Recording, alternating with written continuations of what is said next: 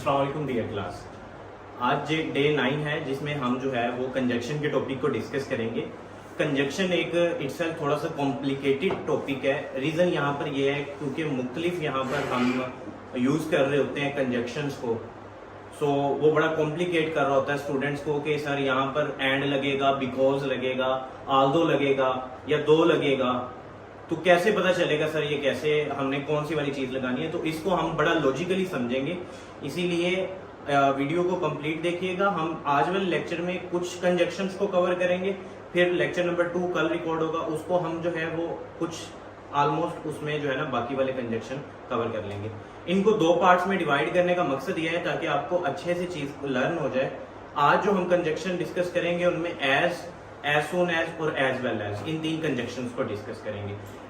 इन तीनों को जो है वो कम्प्लीटली समझिएगा, पूरी वीडियो वॉच करिएगा ताकि आपको अच्छे से समझ आ सके कि कंजक्शन है क्या और हमने एज कहां पर लगाना है, एज वेल एज कहां पर लगाना है और एज सून एज कहां पर लगाना है। सो कंप्लीट वीडियो वॉच करिएगा। कंजक्शन है क्या? इटसेल्फ डेफिनेशन अगर देखें तो conjunction is a word that can join two phrases और क्लॉज। फ्रेजेस क्या है, क्लॉज क्या है, इनके ऊपर हम एक पूरी वीडियो रिकॉर्ड करवाएंगे जो कि हमारे इस यूट्यूब चैनल पर ही अवेलेबल होगी। तो हम उसको भी लेटर जो है वो लाजमी रिकॉर्ड करवाएंगे कि फ्रेजेस क्या है और क्लॉजेस क्या है। सो कंजक्शन है क्या? कंजक्शन इज बेसिकली एक ऐसा वर्ड है जो कि कंजॉइन करता है, यानी 2 फ्रेजेस को, 2 क्लॉजेस को, आप आसान लफ्जों में कह दो 2 सेंटेंस को आपस में जोड़ता है।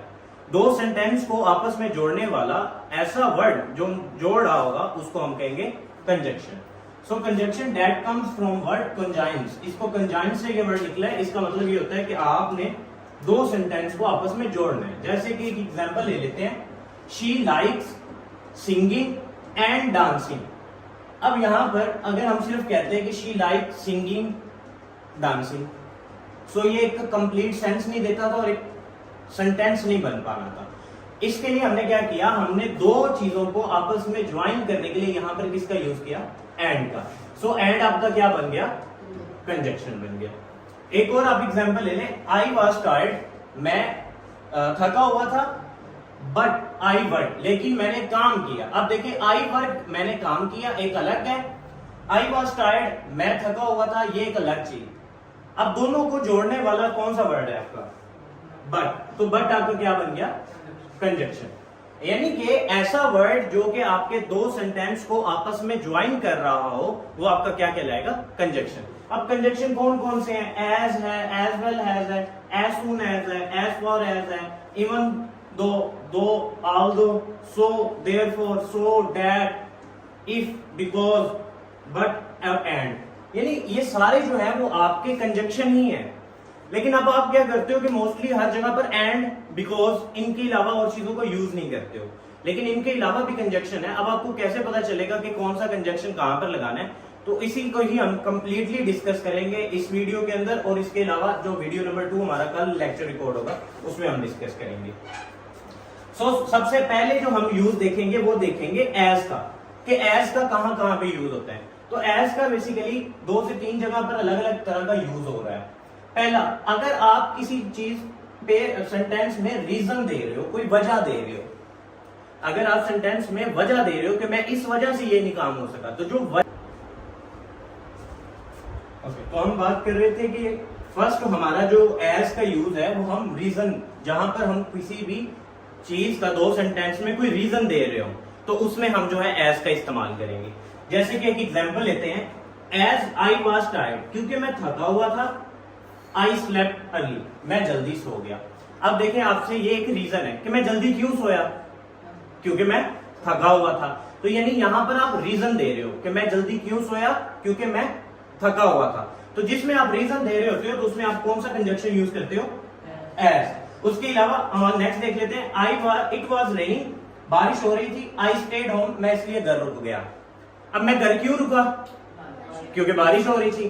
तो बारिश होना एक रीजन है, जिसमें रीजन आ रही हो उसमें आप कंजक्शन कौन सा यूज करोगे, एज वाला कंजक्शन यूज करोगे। उसके अलावा एज कहां पर यूज होता है, एज यूज होता है 2 एक्शन एक ही वक्त में परफॉर्म हो रहे हो, 2 एक्शन एक ही वक्त में परफॉर्म हो रहे हो, तो वहां पर भी आप एज का इस्तेमाल करते हो। जैसे कि एग्जांपल ले लेते हैं, आई वॉज वॉकिंग, मैं चल रहा था, आई सॉ अ स्नेक। अब देखिए दो काम है, मैं चल भी रहा हूं और मैं देख भी रहा हूं। चलना और देखना दोनों काम है ना, हमने अभी वर्ड में देखा है। When I was walking, अब ये sorry, as I was walking, जब मैं चल रहा था, I saw a snake, मैंने सांप को देखा। यानी दो काम एट ए टाइम परफॉर्म हो रहे हो, दो action at A time perform हो रहे हो, तब भी आपने क्या यूज करना है, as का यूज करना है। या फिर कोई एग्जांपल ले लेते हैं, she was cooking, अब वो खाना पका रही थी, she was singing, वो गाना गा रही थी। यानी वो खाना पकाने के साथ साथ गाना भी गा रही थी। तो यानी कि दो action at A time perform हो रहे हैं, तो दो एक्शन एक ही टाइम परफॉर्म होने के वक्त भी हम किसका यूज करते हैं, एज का यूज करते हैं। थर्ड रीजन के कहां पर हम एज इस्तेमाल करते हैं, यह है कि किसी भी तरीकेकार को रिप्रेजेंट करने के लिए कि वो ऑलरेडी एक तरीकेकार हो रहा है, आप उसी को ही रिप्रेजेंट कर रहे हो, या फिर कंपैरिजन करने के लिए भी आप इसको यूज कर सकते हो। जैसे कि एक एग्जांपल लेते हैं, शी सेड, उसने कहा था। तो हम बात कर रहे थे यूज ऑफ एज में, एक हम यहाँ पर अगर कोई तरीकेकार, एक ऑलरेडी बताया गया तरीकेकार को ही दोबारा बताया जा रहा हो, या फिर आप ऐसे कह लो कि दो चीजों को कंपैरिजन में लेके आया जा रहा हो, तो उस वक्त भी आप जो यूज करते हो कंजक्शन, वो एज का करते हो। जैसा कि मैं कह सकता हूं कि मैंने जो कहा उसने भी वही कहा, अब मेरा कहा गया वो दोबारा रिपीट हो रहा है, कंपैरिजन में आ रहा है कि मेरा ही कहा गया उसने कहा है। तो जब हम ऐसा कंपैरिजन या ऐसे तरीकेकार को अगेन रिप्रेजेंट करते हैं, तब भी हम एज का यूज करते हैं। डू एज आई से, वैसा करो जैसा मैंने कहा। तो इसमें भी आप क्या कर रहे हो, एक कंपैरिजन लेके आ रहे हो, एक ही तरीकेकार को दोबारा रिप्रेजेंट कर रहे हो। शी वर्क्स, वो काम करती है, एज अ टीचर, जैसे कि एक टीचर, मतलब जैसे ये आपको दो जो कंपैरिजन है कि एक टीचर का और उसका, ये कंपैरिजन है, तो कंपैरिजन कौन करवा रहा है, एज करवा रहा है। इसके बाद हमारे पास आता है use of as well as. As well as में क्या होता है, के साथ साथ, यानी कि उर्दू में इसको कहते हैं के साथ साथ। इसको जरा थोड़ा सा अच्छे से समझिएगा कि इसमें दो लोग होंगे, दो चीजें होंगी और दो ही काम होंगे, और उन दोनों को इकट्ठे रिप्रेजेंट किया होगा। जैसे कि Ali as well as Ahmad plays cricket. अब देखिए दो लोग हैं, अली और अहमद दो लोग हैं, अब दोनों लोग जो है वो काम कर रहे हैं। अगर आप इसको ऐसे करें, Ali plays cricket, Ahmad plays cricket, दोनों अलग अलग काम है, दोनों को जब आप इकट्ठे रिप्रेजेंट करोगे तो उन कंडीशन में आप यूज करोगे एज वेल एज। इसके अलावा अभी हम जो है वो एक्सरसाइज करेंगे, कुछ एग्जांपल्स करेंगे, तो आपको फर्दर क्लियर होता जाएगा कि यहाँ पर एज वेल एज क्यों आया और एज क्यों आया। एक दफा जनरल टर्म समझ लेंगे, उसके बाद जब आप एग्जांपल बार बार करेंगे तो आपको और क्लियर हो जाएगा यहाँ पर क्यों। उसके अलावा दी कोच, अब coach as well as team is ready, अब कोच भी रेडी है और टीम भी रेडी है, दोनों एक ही साथ एक ही काम हो रहा है, तो उसके लिए हम यूज करेंगे एज वेल एज। लास्ट हम आज के इस लेक्चर में यूज करेंगे एज सुन एज का यूज। एज सुन एज का यूज पता है कब होता है, एज सुन एज का यूज तब होता है जब एक काम हो जाए उसके फौरन बाद दूसरा काम हो। जैसे कि मैं एग्जांपल देता हूं कि मैं जैसे ही घर जाऊंगा मैं सो जाऊंगा। अब मैं कब सोऊंगा, जब मैं घर जाऊंगा, यानी कि पहले मुझे घर पहुंचना पड़ेगा, जब एक काम कंप्लीट हो जाएगा घर जाने वाला, फिर दूसरा काम होगा क्या, सोने वाला। So same as soon as I reached home, जैसे मैं घर पहुंचूंगा आई स्लेप्ट, मैं सो जाऊंगा। सो इसमें क्या है, एज सून एज में एक काम कंप्लीट होगा तो दूसरा काम शुरू होगा। मिसाल के तौर पर मैं आपसे पूछूं कि आपने खाना कब खाना है, आपने कहा सर रात को खाना खाना है, तो खाना तभी खाओगे जब यहां से एकेडमी से आप घर जाओगे। सो एकेडमी से घर जाना और घर जाके फिर खाना खाना, इसके साथ मीन एक काम कंप्लीट होगा तो दूसरा काम परफॉर्म होगा। उसके लिए आप कौन सा वर्ड यूज करोगे, एज सून एज। सो अब हम एग्जांपल्स कुछ करेंगे, इसकी एक्सरसाइज करेंगे ताकि आपको क्लियर हो। इनमें आप लोगों ने मेरी हेल्प करनी है, आपने बताना है कि कहां पर एज सून एज आएगा, कहां पे एज आएगा और कहां पर एज वेल एज आएगा। इसको जरा अच्छे से एक दफा देख लो, स्क्रीनशॉट लेना है स्क्रीनशॉट ले लो, और फिर हम जो है वो एग्जांपल्स की तरफ पढ़ते हैं। तो अब हम जो है वो कंजंक्शन से रिलेटेड कुछ एग्जांपल्स करते हैं। इन एग्जांपल को करने से आपको आइडिया हो जाएगा कि कहां पर एज यूज होना है, कहां पे एज वेल एज यूज होना है और कहां पर एज सून एज यूज होना है। अब जैसे कि फर्स्ट ये है, he was late, he missed the class. अब ये वो लेट हुआ क्यों, कि उसकी वो लेट हो गया और उसकी बस भी मिस हो गई। अब रीजन बताई गई है, यहाँ पर क्या है, रीजन है कि उसके लेट होने की वजह से उसकी बस मिस होगी। तो यहाँ पर क्या आ जाएगा आपका, एज आ जाएगा, क्योंकि ये सेंटेंस किसको शो कर रहा है, रीजन को शो कर रहा है। तो हमने देखा था कि कंजक्शन में अगर रीजन आ जाए तो आपने एज यूज करना है।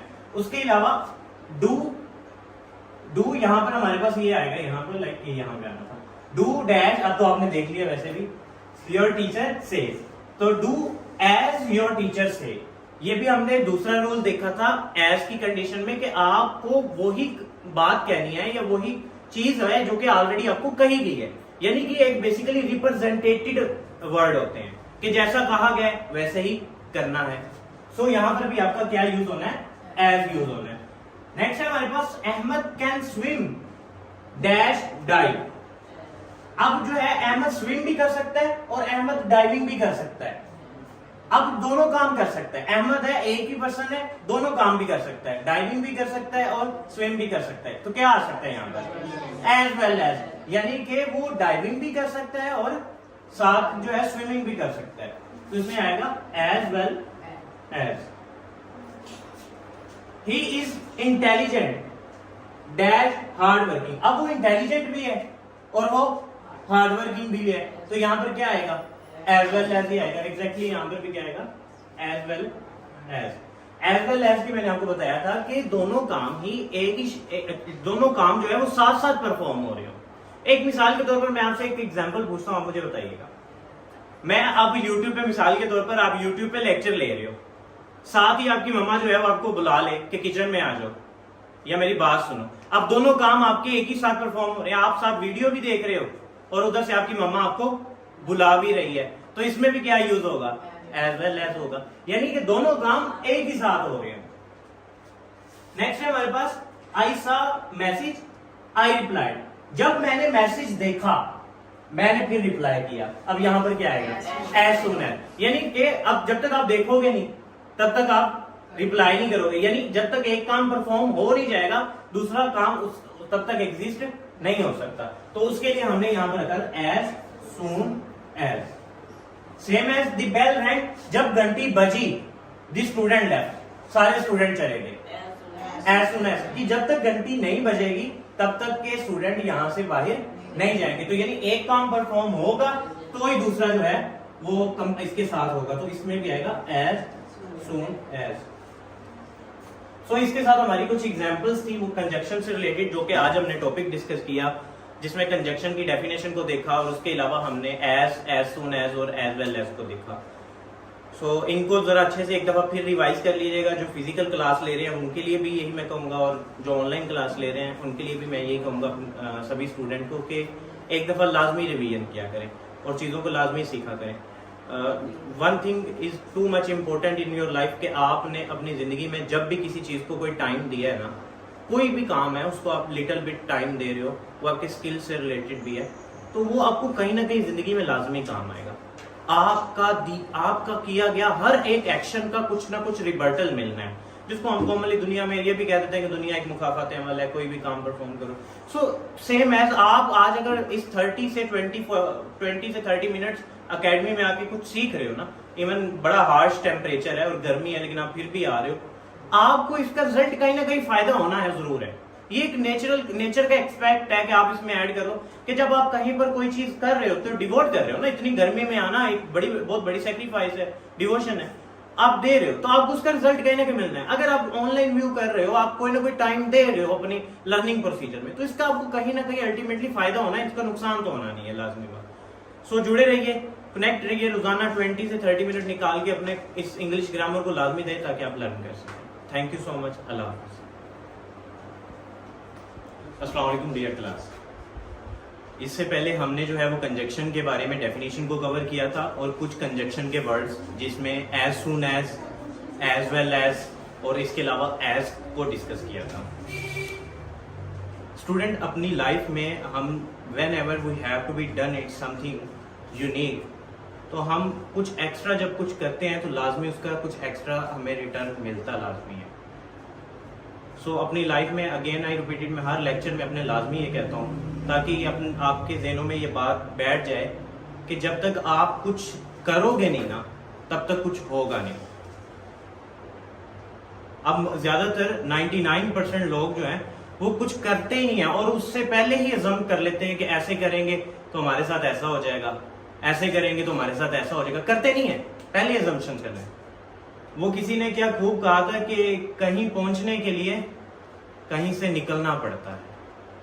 सो जब तक आप कुछ चीज when you have nothing to be do it unique in your, अब सभी जो काम कर रहे हैं आप भी वही करते जाओगे तो आप उन्हीं की लाइन में ही शामिल होगे, यूनिक नहीं होगा। सो लाजमी कुछ अलग सीखें, अलग करें और डरे नहीं। हमेशा जब भी कोई काम हो ना तो उसके दोनों एंड सोच लिया करें। मैं हमेशा जब भी अपनी लाइफ में कोई भी एक एक्ट नया परफॉर्म करना हो या कोई काम करना हो, सो मैं उसको करने के लिए ना दो तरह की सोच रखता हूँ। अच्छे से अच्छा होगा तो क्या होगा, और बुरे से बुरा होगा तो क्या हो जाएगा। अब बुरे से बुरा क्या है कि आप रोजाना अगर 30 मिनट 20 मिनट यहाँ पर दे रहे हो तो बुरे से बुरा आपके साथ क्या हो जाएगा। क्या हो जाएगा आपके साथ बुरे से बुरा? कुछ नहीं, बल्कि कुछ नया सीखने को भी मिल जाएगा। ठीक है, तो ये अच्छा ही होगा, बुरा इसमें कुछ भी नहीं है। खैर टॉपिक की तरफ चलते हैं। तो हमने कुछ कंजक्शंस को सीखा था। आज हम कंजक्शंस को आगे टॉपिक लेके जाने से पहले हम उसकी जो बेसिक नॉलेज है, जिसमें हमें दो वर्ड्स मिले थे, एक फ्रेजेस और एक क्लॉजेस, आज उसको डिटेल से समझेंगे। क्योंकि उनको अगर आपको समझ आ गई ना तो उसके बाद कंजक्शन के आगे समझना आसान हो जाएगा आपको। और वैसे भी फ्रेजेस और क्लॉजेस ऐसा ही टॉपिक है जो कि मोस्टली किसी भी स्टूडेंट को इतना इसके बारे में पता नहीं होगा अभी तक। सो देखते हैं फ्रेजेस एंड क्लॉजेस क्या। अगेन रिपीटेड कंजक्शन है क्या? कंजक्शन एक ऐसा ज्वाइनिंग वर्ड है जो मुख्तलिफ अल्फाजों को, फ्रेजेस को या क्लॉजेस को, और इवन आप यहां पे कह सकते हो सेंटेंस को भी जो है ना आपस में जोड़ता है। अब हमारे पास फ्रेज क्या है और क्लॉज क्या है, इनमें फर्क क्या होता है? फ्रेज जो है is a group of word with no meaning. Phrase एक ऐसा वर्ड है, एक ग्रुप ऑफ वर्ड होगा लेकिन उनकी कोई मीनिंग नहीं बन रहा होगा, कोई सेंस नहीं बन रही होगी, कोई सेंटेंस कंप्लीट नहीं हो रहा होगा। अब सेंटेंस कंप्लीट होने के लिए हमें किन चीजों की नीड होती है? सब्जेक्ट, वर्ब की और फिर ऑब्जेक्ट की। ऑब्जेक्ट वैसे भी ऑप्शनल होता है, अगर ऑब्जेक्ट ना भी लगाए ना तो सब्जेक्ट और वर्ब होना लाजमी है। लेकिन फ्रेज के अंदर ना तो सब्जेक्ट होगा और ना ही वर्ब होगा। अगर सब्जेक्ट भी ना हो और वर्ब भी ना हो, उस वक्त जो वर्ड आएगा आप उसको कहोगे फ्रेज। क्या कहोगे उसको? फ्रेज। एग्जाम्पल ले लेते हैं, जैसे कि मैंने एक लिखा sentence, I will meet at home और एट ऑफिस। मैं तुमसे जो है वो घर पर या फिर तुम्हारे ऑफिस में मिलूंगा। अब यहां पर जो हमारे पास वर्ड है at home and at office, home और ऑफिस, एट होम और एट ऑफिस, ये दोनों जो है एट होम घर पर, एट ऑफिस ऑफिस, कोई सब्जेक्ट है इसमें, कोई वर्ब है। तो ऐसे वर्ड जिनमें कोई सब्जेक्ट ना आ रहा हो, कोई वर्ब ना आ रहा हो, सिर्फ वो अपने आप को एक सेंटेंस को कंप्लीट करने के लिए अंदर लेके आ रहे हो, तो उनको हम कहते हैं फ्रेज। क्या कहते हैं उनको? फ्रेज कहते हैं। अब एग्जांपल्स और भी मैंने यहां पर ऐड की हुई है, जैसे कि a tall boy, under the table, my best friend. अब माई बेस्ट फ्रेंड में भी आप देखोगे तो कोई वर्ब नहीं है आपके पास, सो ये भी आपका क्या होगा? फ्रेज ही होगा। इसी तरह at office, at school, with long hairs, the lesson, ये जो वर्ड्स हैं इन वर्ड्स को हम कहते हैं फ्रेज। कुछ ऐसे सेंटेंस होते हैं जिनमें दो फ्रेजेस को जोड़ा जा रहा होता है, जैसे कि यहां पर देखो तो आपके बेसिक दो फ्रेजेस को जोड़ा जा रहा है। तो फ्रेजेस को जोड़ने वाला भी क्या होता है? कंजक्शन। ठीक है, फ्रेज क्लियर हो गया। फ्रेज एक ऐसे वर्ड्स होते हैं जो कि मीनिंगलेस होते हैं, जो कि क्या होते हैं? मीनिंगलेस किस सेंस में कि उनका कोई सेंटेंस कंप्लीट नहीं हो रहा होता, वो जस्ट एक वर्ड्स होते हैं, ग्रुप्स ऑफ वर्ड। ठीक है। क्लॉज क्या होते हैं? क्लॉज जो है ये ग्रुप ऑफ वर्ड्स होते हैं, लेकिन ये इनके पास सब्जेक्ट भी होता है और वर्ब भी होता है। सब्जेक्ट और वर्ब नहीं था तो हमारा बन गया फ्रेज। अगर सब्जेक्ट और वर्ब होगा तो वो बन जाएगा क्लॉज। अच्छा, क्लॉज में ना दो तरह की कंडीशन आती है, इनके मीनिंग्स हो भी सकते हैं और इनके मीनिंग नहीं भी हो सकते। अब ये कैसे पता चलेगा कि सर किनके मीनिंग्स होंगे और किनके नहीं मीनिंग्स होंगे? अगर मीनिंग नहीं होंगे तो वो तो फिर फ्रेज बनना चाहिए था, आपने फिर क्लॉज क्यों कहा है? यही आपके माइंड में क्वेश्चन आ रहा होगा। देखो, क्लॉज के लिए एक चीज लाजमी है सब्जेक्ट वर्ब। फ्रेज में सब्जेक्ट और वर्ब नहीं होगा, अगर सब्जेक्ट और वर्ब ऐड कर दिया तो वो फिर फ्रेज नहीं रहेगा। क्लॉज में सब्जेक्ट और वर्ब होगा, कुछ का उनका मीनिंग बन जाएगा, कुछ का उनका मीनिंग नहीं बनेगा। किस सेंस में वो हम आगे समझते हैं यहां पर। जैसे कि अब टाइप्स ऑफ क्लॉज में हमें क्लियर होगी ये बात। क्लॉज दो तरह के होते हैं, एक होता है डिपेंडेंट क्लॉज और एक होता है इंडिपेंडेंट क्लॉज। डिपेंडेंट क्लॉज और इंडिपेंडेंट क्लॉज में फर्क क्या होता है? बेसिकली जो डिपेंडेंट क्लॉज होता है वो मीनिंगलेस होता है और जो इंडिपेंडेंट क्लॉज होता है वो मीनिंगफुल होता है। अभी हम सेंटेंस के थ्रू समझते हैं। आसान लफ्जों में बताऊं तो दो जुमले हमने अभी तक कंजक्शन में देखा है, दो जुमले आते हैं, दो जुमलों को आपस में क्या करा जा रहा होता है? जोड़ा जा रहा होता है। अब अगर एक जुमले को इन्हसार करना पड़ जाए दूसरे के ऊपर, एक जुमले को इन्हसार करना पड़ जाए दूसरे के ऊपर, तो वो फिर जो करने वाला है वो हो जाएगा डिपेंडेंट, कि वो डिपेंड है अगले पर, और जो अकेला भी आके खुश है वो हो जाएगा इंडिपेंडेंट। एग्जाम्पल लेते हैं, if he come I will go.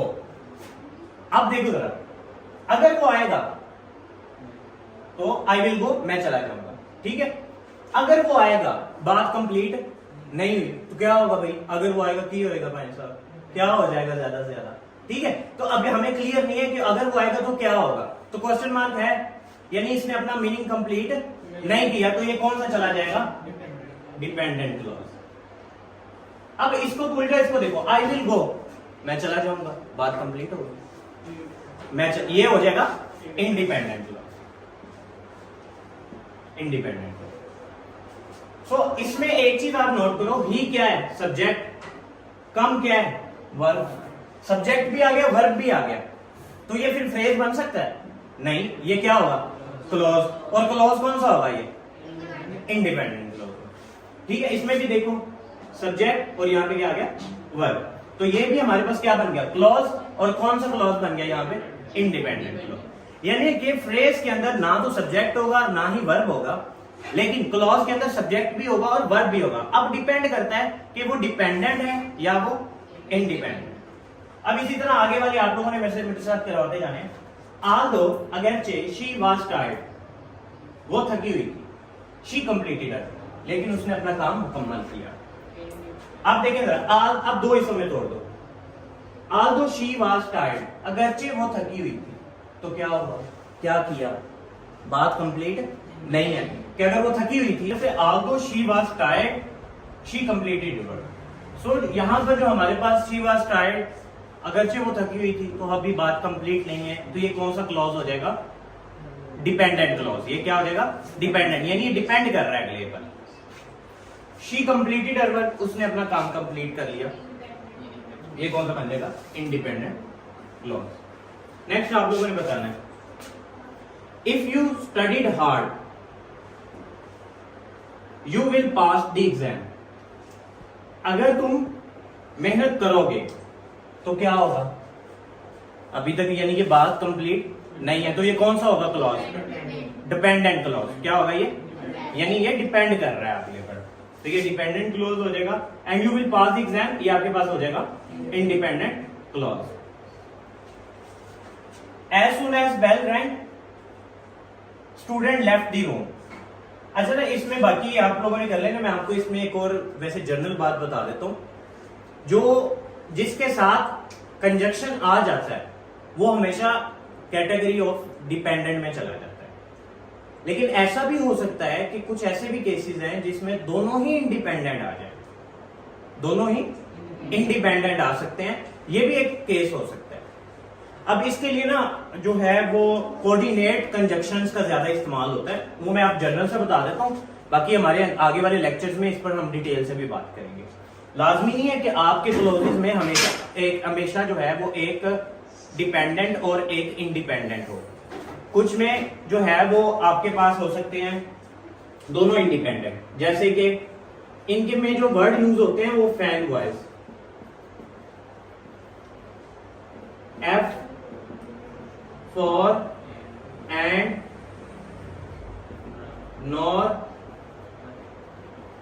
But, और येट और सो।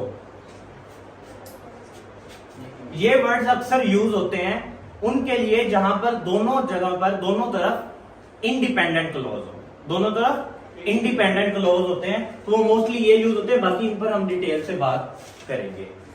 यहां तक क्लियर हो गया स्टूडेंट्स आपको? अगेन मैं यहां तक रिपीट कर रहा हूं।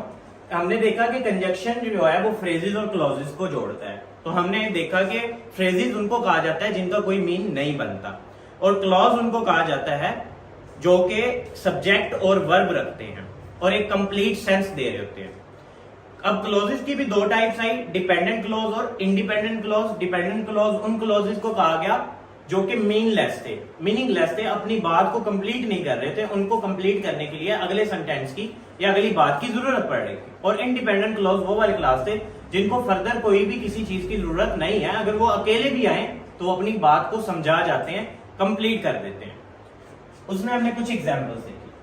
अच्छा, एक हम एक यूनिक थोड़ा सा कॉन्सेप्ट समझेंगे, क्योंकि ऑलमोस्ट जो प्रेपोजिशंस हैं और जो कंजक्शंस हैं ये ऑलमोस्ट सेम मीनिंग्स दे रही होती है, लेकिन हमें कैसे पता चलेगा कि प्रेपोजिशन लगनी है या कंजक्शन लगना है, ये आज के टॉपिक में हम डिस्कस करेंगे। एक छोटी सी ये यूनिक चीज समझेंगे कि हमें कैसे पता चलेगा कि प्रेपोजिशन लगेगी या कंजक्शन। जैसे कि एक एग्जांपल लेते हैं। अब यहां पर ये इंस्पायर्ड जो है ये प्रेपोजिशन है। बाकी प्रेपोजिशन पे हमारा डिटेल लेक्चर आएगा, वो इसी यूट्यूब में भी आपको प्लेलिस्ट में मिल जाएगा। हम उस पर प्रेपोजिशन के हर एक वर्ड पर डिटेल के साथ बात करेंगे। सो प्रेपोजिशन है और जो आल्दो है ये कंजक्शन है। इसी तरह यहां पर भी ये कंजक्शन है और ये हमारे पास प्रेपोजिशन है। अब ये दो सेंटेंस है, एक में यहां पर कंजक्शन यूज होगा, एक में प्रेपोजिशन होगा। अब कैसे पता चलेगा कि किस पर कंजक्शन यूज होना है और किस पर जो है वो प्रेपोजिशन यूज होना है? जैसे कि आल्दो या inspired of he worked hard he failed. Okay, अब एक और है हमारे पास आल्दो या इंस्पायर्ड, इन दोनों में से एक वर्ड आएगा, वर्किंग हार्ड ही फेल्ड। अच्छा, ऊपर वाले में देखें तो क्या ये क्लॉज बन रहे हैं कि नहीं बन रहे? He worked hard he failed बन रहे हैं क्लॉज। ही आ गया आपके पास सब्जेक्ट, वर्कड आपके पास क्या आ गया? वर्ब आ गया। तो ये क्लॉज नहीं बन रहा, ये भी क्लॉज बन रहा है, सब्जेक्ट और वर्ब। तो ये भी क्लॉज बन रहा है कि नहीं बन रहा? तो दो क्लॉजेस को जोड़ने वाले के लिए हमें किस चीज की जरूरत पड़ती है? कंजक्शन की। कंजक्शन ही जो है वो आपके दो क्लॉजेस को जोड़ता है। तो यहां पर क्या ऐड होगा? आल्दो। आल्दो क्यों ऐड हुआ है? क्योंकि यहां पर दो क्लॉजेस थे। याद रखना, हमेशा क्लॉजेस को जोड़ने वाला क्या होगा? कंजक्शन। अब दूसरे में देख लो, inspired Aldous working hard he failed. अब यहां पर जो वर्किंग हार्ड है, ये वर्किंग यहां पर एक्ट एज अ करेगा नाउन, और नाउन के साथ आईएनजी ऐड कर दो तो क्या बनता है? जेरेंड। ये हमने लास्ट टॉपिक में भी डिस्कस किया था और इसकी आपको जो है वो प्लेलिस्ट में भी मिल जाएगा, जेरेंड और प्रेजेंट पार्टिसिपल और पास्ट पार्टिसिपल के ऊपर। सो यहां पर ये एक्ट एज अ नाउन करेगा, जेरेंड है। प्रेपोजिशन की खासियत है, अब यहां पर लगेगा प्रेपोजिशन। प्रेपोजिशन की खासियत है कि जब भी प्रेपोजिशन वाला वर्ड ऐड होता है तो वो अपने फौरन बाद या तो सब्जेक्ट लेके आता है या तो ऑब्जेक्ट लेके आता है। सब्जेक्टिव केस या ज्यादातर ऑब्जेक्ट ही लेके आता है, और ऑब्जेक्ट या सब्जेक्ट वो किस फेज में होते हैं? या तो नाउन होंगे या तो प्रोनाउन होंगे। ठीक है, अब यहां पर फौरन आया है नाउन, तो यहां पर क्या लगेगा आपका? प्रेपोजिशन। कंजक्शन ही लग सकता। कंजक्शन यहां सिर्फ फ्रेजेस को जोड़ता है और क्लॉजेस को जोड़ता है, उसको अपने बाद पूरा एक सब्जेक्ट और वर्ब की कैटेगरी को लेके आना पड़ता है। तो यहां पर फॉरन नाउन आ रहा है, दैट्स व्हाई हम आल्दो नहीं यहां पर यूज करेंगे, यहां पर क्या यूज करेंगे? इंस्पायर्ड यूज करेंगे। ये एक छोटी सी बात थी, बाकी हम प्रेपोजिशन के ऊपर जो है वो डिटेल लेक्चर लाएंगे। उसमें आपको पूरी एक सीरीज में प्रेपोजिशन मिल जाएगा, उसमें आप सीखेंगे कहां पे आपका प्रेपोजिशन यूज होना है, कैसे यूज होना है। बाकी एक जनरल थी बात कि हमारे कुछ सेंटेंस, क्लॉजेस, फ्रेजेस इस तरह के होते हैं कि उनके मीनिंग इस तरह के होते हैं, आपको लगता है कि प्रेपोजिशन भी पुट हो सकता है, लेकिन आपने वहां पर जज करना है कि अगर वो आगे क्लॉजेस की फॉर्म में पूरा एक सेंटेंस बना रहा है तो फिर वो चला जाएगा कंजक्शन के केस। अगर वो पूरा सेंटेंस नहीं बना रहा और वो नाउन के केस में जा रहा है, यानी वो सब्जेक्टिव केस हो सकता है, वो ऑब्जेक्टिव केस हो सकता है, तो वो चला जाएगा आपकी प्रेपोजिशन की केस की तरफ। तो आज का हमारा यहाँ तक टॉपिक कंप्लीट हुआ है। कल हम इंशाल्लाह कंजक्शन को आगे लेके चलेंगे। कंजक्शन एक डिटेल्ड जो है वो टॉपिक है, और कंजक्शन की एक खासियत बताऊं, ये आपको आगे जाके इसको और भी क्लियर करता जाऊंगा। कंजक्शन को जो है वो वफादार टॉपिक कहा जाता है। अब क्यों वफादार टॉपिक कहा जाता है, इसके लिए हम नेक्स्ट लेक्चर रिकॉर्ड करेंगे, उसमें आपको इस पे डिटेल में बताऊंगा। ठीक है, थैंक यू सो मच, अल्लाह हाफिज़।